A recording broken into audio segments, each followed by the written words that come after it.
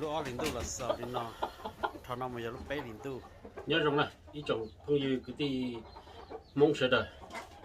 ý chồng phong như YouTube và này từ chồng phong YouTube nó làm nên đây là lúc nào chúng ta chỉ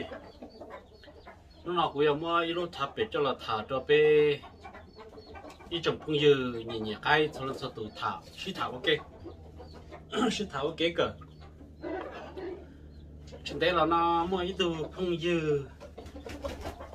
các sản phẩm đó của Facebook các sản phẩm đó của Facebook thì mà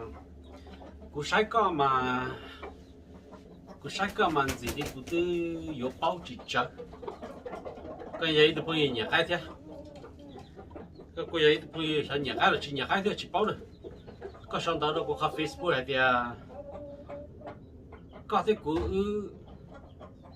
ý từ nhau thì xuân ok và一直跟到 OK， 知道了吗？一直跟到 OK， 到昨天就没干那了，已经是包天。就是你好个下 Facebook 嘅，个กูจะจ่ายค่าดูอาชีพเนี่ยก็กูจ่ายแต่เนี่ยเจ้า要แต่เนี่ยป้าแต่กูแต่เนี่ยธรรมดา是这这种，ก็ยัง包กู日中了，但是这种กู知道包个日中的，这话，ก็还得过的，ก็ที่กูยัยผลหนึ่งซื้อ 我家路能用了是老雅士，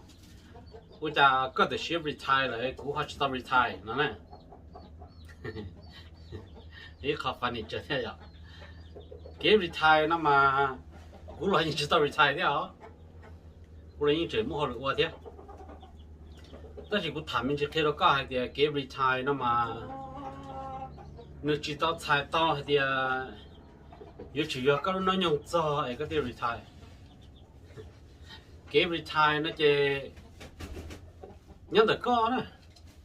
giờ có mua nhiều chỉ có retire tới anytime chỉ chập bên hay thì có cho cái nó nhung retire cái mình retire cho chỗ sao cái retire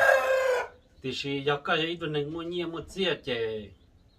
có sao retire tới anytime nè giờ hay thì có mua nó nhung bây giờ cho xong chứ là giờ có mua nhiều giàu rồi chỉ có retire tới anytime nè chế thả cho được cái thay đó có hai nó được cũ giờ cũng té nó đã được có thế sự cho bút trâu cái xe là chỉ trâu thế thì mà bây giờ nhỏ chỉ giờ bây sao retire chỉ giờ bây mua nhiều giàu cho bây lúc này tụi khen để chỉ bây sao retire tới anytime chỉ mấy rồi thì có giờ lâu có mình retire chỉ thì có lâu có mình retire cũ là chỉ tao retire đó cũ chỉ giờ là có cái thế nè chỉ tao retire đó thì chỉ có thả ra retire của hai nó đâu có bây giờ nhau thì phải mua nhiều là chỉ phải retire tới anytime nè cho nên mua nhiều nhau hậu và cái phần cả nó ô một trong tủ cho mua nhiều tức là cho nên mua nhiều mà là chỉ show up đi có thì cũng bé ó cũng phải đáp ứng dư này là cho nên thằng đà thì thứ đều này mua ra biết đó thì mà này show này tụi khách hàng kia thì tê mấy sơ cú để chăm ba để tê luôn mà cho sơ cú đập vào cho nó tê rồi này mua gì thì khăn mua được tí sức tất nhiên ít tụi mua nhiều thì tiền là chỉ show up này khi là bây giờ không chỉ được bắp tê tụi mua nhiều là chỉ sau đó lúc chỉ là lấy giờ nâng nó mỗi giờ để bây tí sức chị cũng bỏ kia là cũng không mua thì bây giờ cứ tìm mong tôi sau lúc tê chỉ mình cả nó để bây bảo mình để bây cho có thể bỏ để cho vô cái làm vô cái cho ở đó chỉ vô chơi vô thu là lấy một tà để mua khoan vô cái vô chơi thu là lấy một tà mà bây giờ là trồng xe khử hàng nè nhớ rằng là lúc nãy mà lấy trồng xe khử cha thì có thể khử bé nè có thể khử ít trồng xe khử thì chỉ bị thay tàu thì mình nhỉแต่สิ่งเราจะนึงไปจะมองจอตัวที่จะมีการแบบนี้แล้วก็ตัวเชือกคือเลยม้วนเนี่ยจะหมุนไปเนี่ยแต่เลยม้วนเนี่ยตัวจะเลยยังจะม้วนเนี่ยจะซ่อนเตานะซ่อนเตาแต่ไปจะมองหน่อยจะก็ปล่อยจะเลยมันอยู่ตัวฟาร์มเลยมันอยู่ตัวเลยอยู่ตัวอยู่ตัวน้ำมาเลยยังเจอเป้นะเลยยังเจอรับเป้เลยยังนึงจะส่วนเนี่ยที่ nó bị y chập lời do lời nhiều lời gì chơi cũng không ra lời thế sao tao thì có một niệm một gì có hai Israel cho lớn tao cháu ấy nó từ này gì đó tao là cho này gì chơi thì chắc trở đi và Iran được coi chỉ có những nhiều cái những yếu tố phản yếu tố liệt yếu tố tên tàu cho chỉ do tiền này chỉ có mong nó mà lấy như món xe khử cha thì có thể cụ bé lấy như trâu xe khử là lúa y do có mua nhiều thì cái cho nhiều muốn nộp sen chỉ có những nhiều vấn đề rồi nó tên tụi họ tuổi rồi cho nên chơi một cái là cái lúa này một cái là cái lúa sai to thì biết chứ thì mình nói từ một cái là cái lúa thì chân jem nó phát là lúa chỉ ní mua nhiều đồ bé có thầy tới khỏi用gì giờ có một Iran có một million dollar thì cái cho mình cho nó hỗ trợ company nó ba xử lý thì gì %อีสองตือนอก็จะป้าเราตัวก็จะยีจบพะยีก็ตัวเราต่อเนี้ยต่อเนี่ยก็ตัวจีว่าจะเป็นแต่ยังมือคือจีจะเป็นแต่ยังมือเขาหรือแล้วก็เนี้ยน่ายีจบพะนะตัวอีสองที่จะยิงเจ้าตัวก็แหละแล้วเขาโมเชียคือเราแล้วเขาอยากมือคือจะแล้วมือเนี้ยจะก็จะปล่อยแต่เป็นเจ้าหนึ่งตัวเนี้ยที่จะมีการจะอีจื่อว่าเราหลัวxử lý cho agent mua insurance mua cho lấy cho nhiều một cho họ và star lo thế bữa nói lấy pi bữa thằng gió tuổi nè chỉ lấy mua nhiều chạp bên à lấy mua nhiều lấy nhưng mà vừa tao lia vừa tao tê vừa tao ăn tao chọn tao giả choเราchơi rồi lấy luôn nên chơi rồi lấy future tao đây thì cho tao biết làm rồi có sự này phong nhiêu nữa à cái thả cho việc retire nó thì đây rồi cú thế có hai cái thì nó nhung cái giả chứ biết sự tao sẽ retire nè但是เขาเป็นอย่างเงี้ยใครจะเป็นเราเขาไว้เขา比จะเป็น个超学生有个要 retire 的店嘛就主要个么年到呢么年早么年的店嘛个得 retire 到也去么年的 retire 去到呢不知他这个เป็นเรา呢就เขาก็说的他们这个เขา Facebook 是这不知他呢是这他可能被他们杀害是呢cái là chỉว่าquý chỉ chuẩn đầu tù thế chuẩn đầu tù cho bao cái xong nó đó tôi cho mình nhổ nó tụi nó giờ tụi say mê rồi tụi nó nhưng mà xả phao theo thì tụi nó đầu trong hành này tụi nó đầu trong hành vậy thì mình cái đó tụi nó giờ tụi nó diamond của nó này thì tụi nó diamond nè chỉว่าcũng được plug ba mình chỉ thế cho mình tàu mình chỉ cái khâu sẽ bùa giờ nó tàu thế giờ nó tàu lọp bên mà dùng gì nó chỉ tàu lọp bên mà đi tu rồi cho chết chỉ mình cái thì cũng cho lên tàu hành nè bên nó cho từ tu là xong nó từ họ xài vô mình cái nào là tí tàu cũng thế chỉ ta lên đó là của hành gia đấy ít种phương式đời thì cái nó nên nó dọc của bò nè nó dọc của bò thì qua đó này thì bò thì của chỉ cho đó này nè của chỉ cho đó này là giờ này vô thì tia là của cho được lâu của cho lâu đó này thì cho bò thì của chỉ cho này của khi mang đó này sẽ ít种phương式nhau yêu thử sự đời thì này vô bò thì của chỉ cho là giờ này vô lâu nó là lâu của chúng mà thế thì chấm nhỏ cái mê là tao cái lo này cũng chỉ chúa thế thế thì bao giờ cũng chỉ cho nó này nè rồi thì cái mê cái lo mình nhỏ cái trong hộp đi là nhỏ cái tức là cũng chỉ cho nó này và giặt gì cũ nè chia cũng dùng một ít đồ giờ này hay xài cho lâu lắm mà mới cho lâu rồi này thì giờ bao thì cũng chỉ cho nó này nè ít chục cái gì sẽ đỡ này thì cũng cho nên có thể cũng phải một sắc cái nè lúc cái chỉ cho nó nè tụi nó cũng nhỏ mà son ý để có gì lo rồi tụi nó chỉ lấy đầu trên một đúc tà để thấy tụi nó thấy nền đầu nó chỉ lấy bùa tà thế này ý để chứ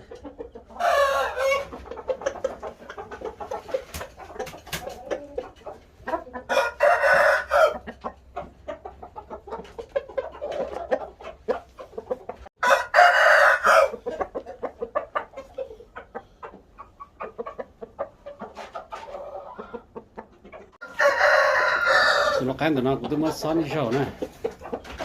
mới son đi rồi là chỉ cũng mà lấy một tu sao các son rồi thì ở position này không chả của đầu chuyển nhau là thêm này đầu chỉ rộng hơn đi mới son rồi thì ở tận đây là thì mới son ở đây chỉ có thêm nhiều đầu chả này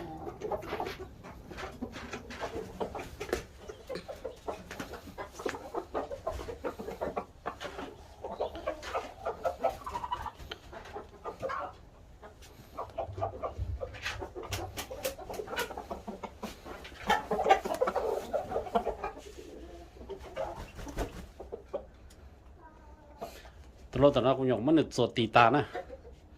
mất son ó rồi là cũng chỉ nhau là mất chuột tì đó cho giờ dùng son là mất son dùng gì chỉ dùng son là chỉ đa bên đầu xong tụi nó nè trụ trồng cầu là tụi cái sai mê rồi thì cái in trụ cần cầu nè thì cũng mất chuột nhục cũng mất chuột tì ta mua áp tụi tì để đà rồi cũng mất chuột ta chứ chứ mà cho một sĩ sinh dùng cha này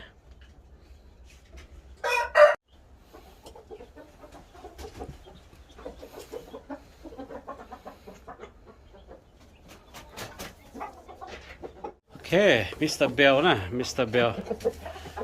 của luôn thì tao nó cũng mất nửa chỉ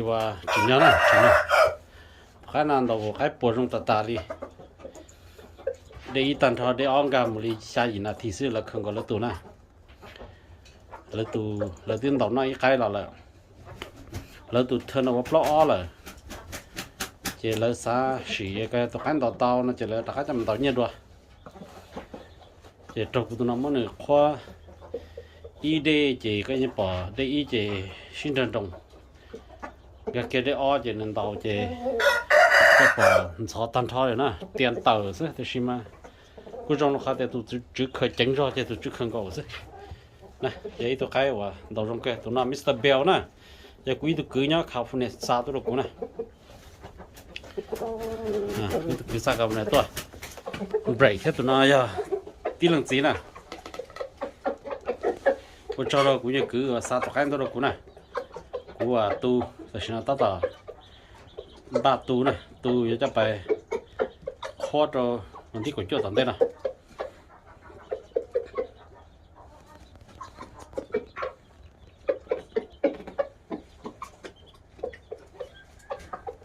cái này đầu chỉ nhau thì tiền này chụp phong chuyện này thì nó cũng muốn đầu ta sao chạy vì thầy cũng mà cho mình nhỏ cái tôm đầu cả chỉ nhau khó còn nên rõ cho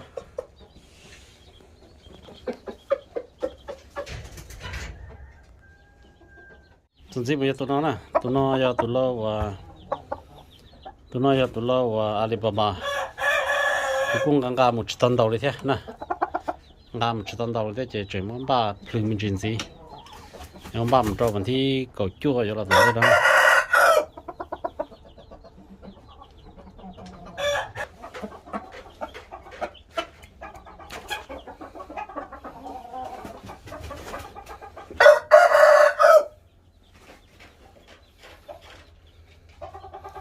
tụi nó cái nào giống ba mù tuôn tàu đó giống ba tỏi cho phần thi cầu chua này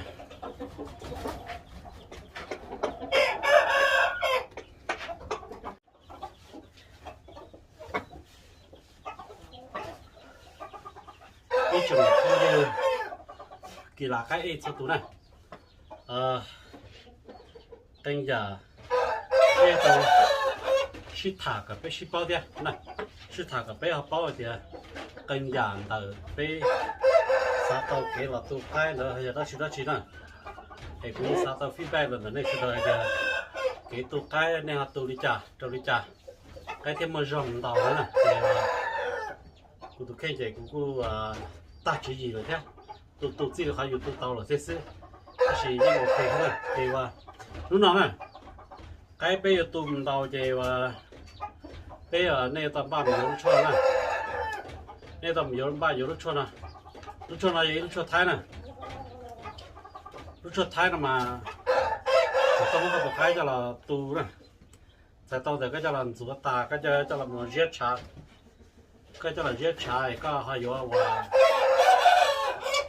cho là giết chả là cái liền nè cầm lúc cho nè cho là nhảy lần đầu các tụi cái trên mùa nè tụi cái lúc cho mà lần tụi cái trên mùa liếp lông thế nè thì mà